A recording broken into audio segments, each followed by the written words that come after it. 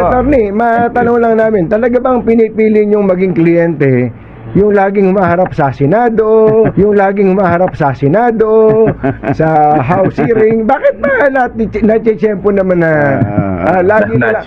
Di ba? Naalala namin dati ang kliyente nyo si Katrina Halili. Oh, yan. Di ba? Itong nakaraan din, ewan ko, meron pa ba ibang artista nitong dati? Yung mga artistang Wala ba? sa Senado. Sa Senado, si Kerwin Espinosa, di ba? Oo nga pala. Tama ho. Parang Natsyempo lang. At ito ngayon ay si Ramil Madriaga. paano nyo ba naging kliyente to si Ayan, Ramil sige. Madriaga? Ano kasi yan alam mo yung mga by referral.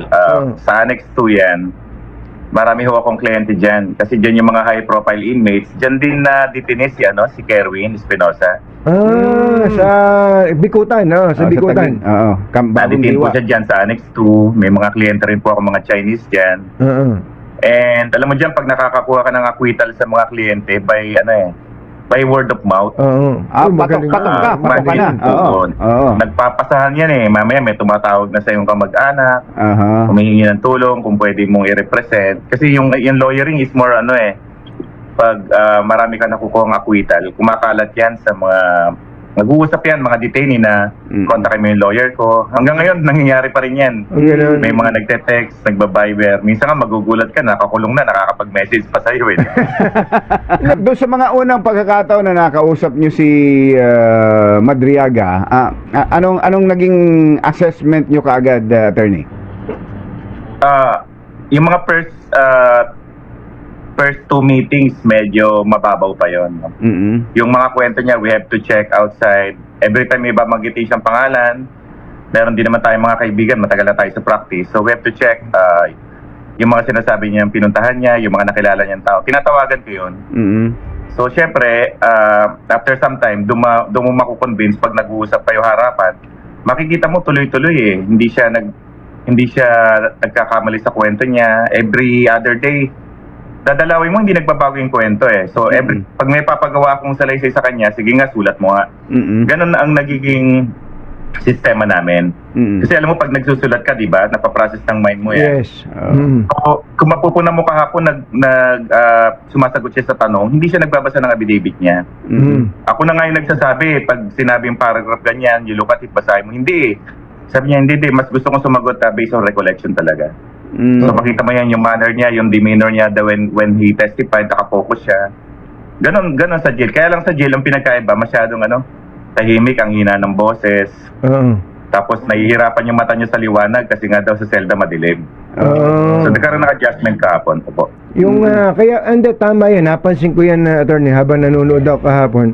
Bawa yung isang congressman in your affidavit in paragraph 46 ganon, halimbawa you mentioned this ganito, iniisip ko titingnan niya yung affidavit at bubuklatin yung sa paragraph 46. Hindi dire-diretso babasahin ng congressman yung tanong niya, sasagutin niya ng diretso without even referring to the copy of that affidavit.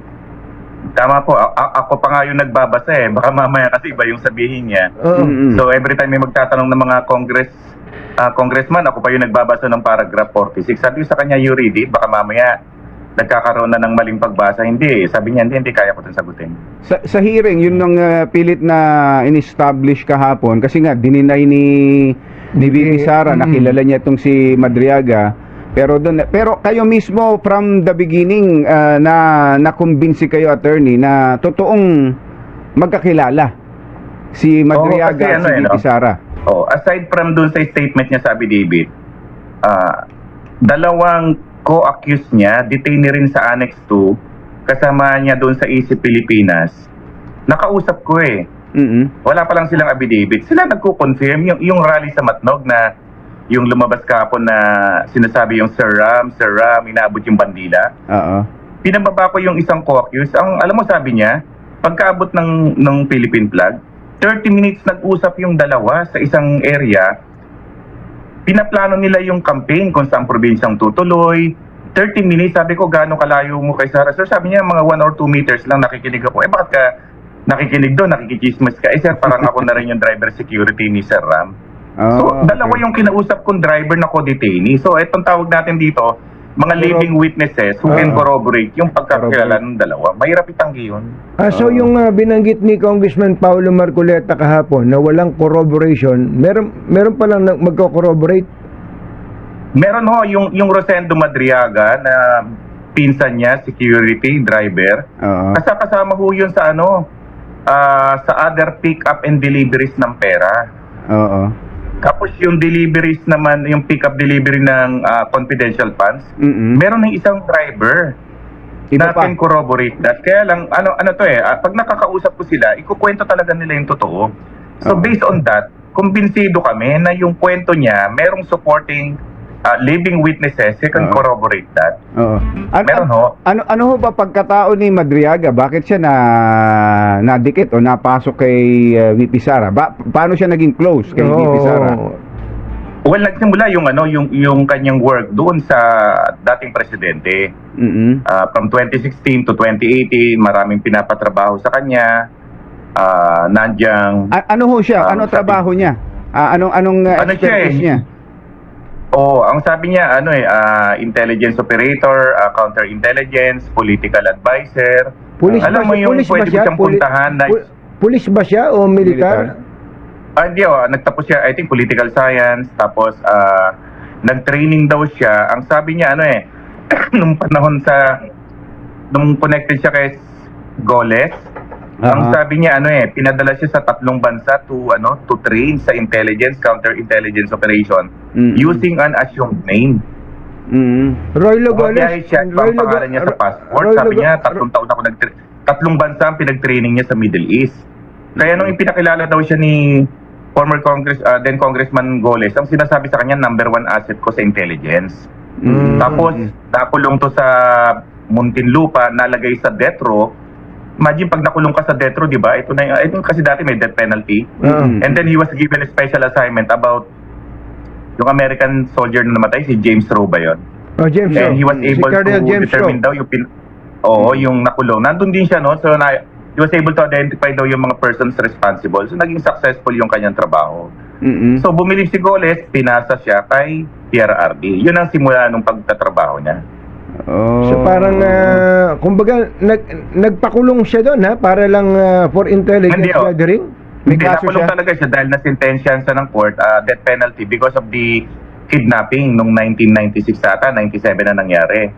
So, syempre, kasi sa RTC ganito yan pag na-convict ka ng death penalty, reclusion perpetua, or yung mga ganong crime, Bilibid ka agad. bibigyan ka agad ng order to be transferred sa Muntinlupa. Automatic yun from ordinary jail, let's say sa Annex, ka nakakulong, or Manila City Jail. The moment convicted ka ng life death penalty, Mm-mm. minsan the same day dadalhin ka na sa Community. reception and diagnostic center sa Muntinlupa. But Tapos ngayon, later on dadalhin ka na sa maximum. Ba't ngayon hindi na ba ganon? Hindi ba ganon naman? Ganun, ngayon hanggat pending trial pa, yung mga PDLs natin tinatawag, person deprived of liberty, while undergoing trial pa, nandito pa lang sila sa jurisdiction ng BJMP. BJMP. Oh. Ito yung mga Manila City Jail, Quezon City Jail. Pag na-convict ang isang preso, saka pa lang sila i-commit sa Muntinlupa, doon sa whether minimum, medium, or maximum. Hindi. Sa kanya, dinala siya sa maximum, syempre death row. Hindi, sa mga panahon kung na yun. nakulong to nung 1996, paano nakalaya? Nung nag-testify yung complainant doon sa first kidnapping case, ang sabi ng complainant, si Ramil pa nga ang gumawa ng paraan para ma-identify yung location ng biktima at mahuli yung mga suspect. So, sa ruling doon sa People versus Patano noong 2003, ang portion doon ng ruling, ang sabi ng Supreme Court, the lower court erred in convicting Madriaga, he should be commended rather than condemned. So, ginamit mismo ng Supreme Court yung testimonya ng complainant na hindi involved si Ramil. Kaya nakalaya siya. So, yan ang ginagamit ngayon na sinasabing notorious kidnapper. Pero pag binasa mo yung Supreme Court ruling, dapat nga daw he should be commended dahil sa pagtumulong. So na-absuelto pala siya doon sa kaso na doon siya kinukondemn di ba? Ng kampo ni VP Sara. Oo, na notorious kidnapper. Notorious kidnapper. Hindi nila basahin yung Supreme Court ruling. Pinapurihan pa nga siya ng Supreme Court doon sa ruling na yun. Oh. Pero ngayon, bakit siya nakakulong? nagkaroon ng panibagong kidnapping case. It happened, I think, 2022. Oo. Nang unang suspect dito si Rosendo Madriaga lang. Oo. And ang nakakatawa dito, during the initial stage ng hearing, nung kidnapping versus Rosendo Madriaga lang, Oo. umaattend pa raw siya ng hearing sa loob ng korte, nanonood pa siya. Oo. Tapos, habang nag-hearing, yung complainants daw nag-submit ng supplemental affidavit at ang sinabi, nakita niya daw si Ramil Madriaga. Oo. Yun. Kaya nagkaroon ng preliminary investigation, umabot ng 1 taon. Oo. And that time, ang nagpo-prosecute sa kanya si Attorney Roque na Presidential Legal Counsel, spokesperson. Oo. Labanan kasi, imagine, ang nagsasalita, spokesperson ng presidente. Oo. After some time, nag-file ang DOJ ng amended information, in-include na si Ramil and yung mga kasamahan niya sa ISIP. Kaya yung mga kasama niya, security person niya doon sa campaign sa ISIP, Oo. sila Richard Babagay, sila Arman, pare-pareho silang nakulong yung magkakasama doon sa ISIP. Oo. Nadamay. Pero parehong Ganun lang. parehong kidnapping, attorney. Hindi kaya kidnapper, kidnapper talaga yung si Madriaga. Oo. Oo. Hinahabol ng kidnapping cases. Ay, Oo. Oo, saka meron doon meron doon kaya isa pa doon kaya siya nadamay doon sa kidnapping case.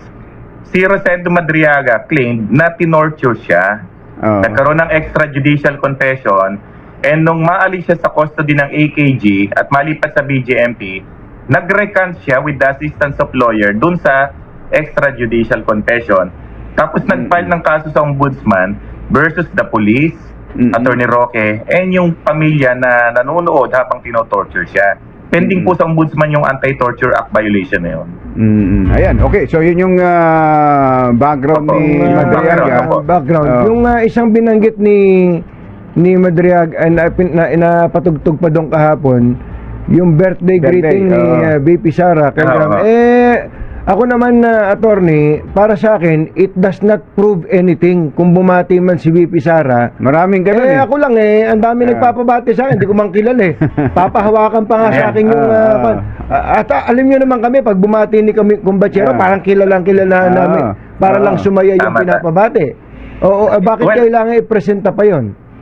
Actually, tama yun. Pero kung mapupuna mo dun sa supplemental affidavit, hindi naman siya parte ng supplemental affidavit. Kasi alam ko naman yan yung mga politiko, may magpapagreet, shout out. Kayo, nag-greetings kayo, hindi nyo naman kilala. Kaya hindi namin siya, kami on my part, hindi naman namin siya talaga binibigyan ng serious weight yung issue. Kasi maraming birthday greeting. Pero yun, pagpapatunay lang sa side namin na magkakilala sila. Pero not that na dependent totally doon sa birthday greeting. On top of the birthday greetings, marami pa na pag pinagtagpi-tagpi mo, sasabihin mo magkakilala yan. Ano po yung pinakamabigat, yung birthday greeting? yung pinakamatinding pruweba, ebidensya na maipipresenta para sabihin talagang hindi lang sila magkakilala, kundi Very close at trusted siya? Oo. Ano lang yan tawag natin yan additional evidence lang yan. Hindi siya yung lone evidence. Kasi hindi porke nag-birthday close na kayo. Yung mga lumabas sa hearing kahapon, napakaraming pagpapatunay. Hindi pa namin nailabas dyan yung 2 living testimony namin. Ano po yung doon sa mga hindi nakasubaybay kahapon, ano po yung pinaka-importanting piece of evidence or testimonya ni Madriaga na magpapakitang sila hindi lang basta magkakilala kundi close sila ni VP Sara. Trusted siya para pagdalhin ng pera ni VP Sara. Well, yung isa ron yung na-play na video footage na kung saan tinatawag na VP Sara na Sir Ram. And then may mga sumisigaw na supporter na Kuya Ram, tawag ka ni Mayora. Isipin mo, di ba? Hinahanap mo yung tao. Sabi ko, nasaan ka ba niyan? Hanggat maaaring di ako lumalabas dyan sa mga coverage ng media kasi ang utos na PRRD, silent operator ka. Hinanap siya, kaya siya lumabas dun sa kotse niya. After noon, nag-meeting pa sila ng 30 minutes. So, isa yun na pagpapatunay na hindi lang to ordinaryong voluntary supporter. Kailan pa naging voluntary ang founder ng ISIP, di ba? So, isa yun sa mga pagpapakita na magkakilala versus dun sa plain denial ni VP Sara na hindi ko kakilala yan. Teka muna, yung pala And then isang painting, yung painting na niregalo daw, bakit may nagdi-deny ngayon yung isang Davao-based artist na nagsabing hindi sa kanya yan, akin yan. Siya daw gumawa nitong painting. Ang pangalan nitong babae na Davao-based visual artist ay Tanya Lee. Ano yan eh? Tanya Gaisano Lee. Siya daw ang may-ari ng painting na yun at siya gumawa nun. Na ano pa yan? Kung mapupunan mo kapon sa Zoom meeting, di ba piniplay yung nilabas sa screen, yung mga Zoom meeting ng Isip Sara, tapos merong painting sa likod si BP Sara. Yung babae na walang muka, tapos parang may may bilog sa likod, parang buwan. Yan. Yan, narinig ko yan kahapon. Ang konteksto niyan ganito. Meron, hindi ko palang na-forward sa'yo, no? Meron talaga siyang mga painting na ganon. 99% similar to that. Ang pinagkaiba lang yung parang ponytail, yung buhok ng babae sa likod. Because meron talagang isang taga Laguna na scholar niya na nag-drawing ng ganong painting. We have pictures of that. Kaya, meron kami yung photo, mamaya i-share ko sa after mag-usap na. Sige nga, hawak ni Ramil yung similar photo sa ganon. Tapos yung babae na nagdo-drawing doon sa Laguna, may hawak siya. So hindi lang yung taga Davao ang may monopoly ng painting na yon. So example, binigyan kita Jerry ng painting na ganon. Tapos habang nag-zoom tayo, naka-display sa likod mo. So sabihin ko, Jerry, yan yung painting na binigay ko sa'yo. Then pwede mo sabihin, hindi, binili ko to sa ibang mall. Diba? So, hindi parehas ang binigay ko sa iyo. Maring yun na nangyari. So meron kaming photo na talagang hawak ni Ramil yung similar painting and yung painting na ganon yung itsura ng kasama tama. yung gumagawa. Yung Pilipiniana na suot, yung kulay na green, yung pareho. pambaba na yellow, yung background na yellow, meron kaming pareho. Sabi nitong So sabi nitong si Tanya Gaisano Lee, anything stated otherwise is false. I am not a scholar. I am not from Laguna. I am from Davao. Life is here. Siya daw po ang nagregalo nun kay VP Sara noong 2021. Actually, we never claimed na about the name nung babae na yon na nagki-claim na scholar siya. Ang sinabi ni Ramil, yan painting na yan, regalo ko sa inyo, yung gawa ng scholar ko. Which is true. Kasi may scholar siya na nagpipainting ng ganong design. Ang sabi ni Ramil, dalawa yan, attorney. Dalawa yan ganyang pinagawa ko sa scholar ko. Yung isa, kinuha ng BPSG. Tapos yung isa, nasa bahay ko sa Laguna. So when he saw yung painting na yon na 99% similar, sagot niya, yan ako nagregalo niyan kay BP Sara. Ngayon, kung talagang i-authenticate yung painting ngayon sa likod, edi wow, sa'yo nga yan, kasi similar nung niregalo ko. Pero kung mo, iba parang ganito, di ba? Maring yung naka-display sa likod mo, genuine, yung naregalo ko sa'yo, imitation. So, pwede sabihin na akala ko yan yun kasi pareho eh. Pwede naman ganun. Yes, Okay. Pero, may mga susunod pa ba? Na hearing atin pa si Madriaga? well, nag-adjourn kahapon, ang dinig ko is that kakapusin sa oras, kaya he was excused. Hindi kami nabigyan ng pasabi kung magkakaroon, kung ipapatawag uli siya sa 22.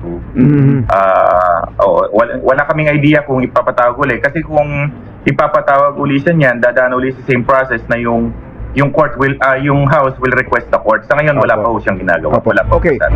Sa assessment ninyo, Attorney Raymond, nasabi na ba lahat, lalo na yung pinaka-importante, nasabi na ba, naitanong na kay Madriaga kahapon sa hearing?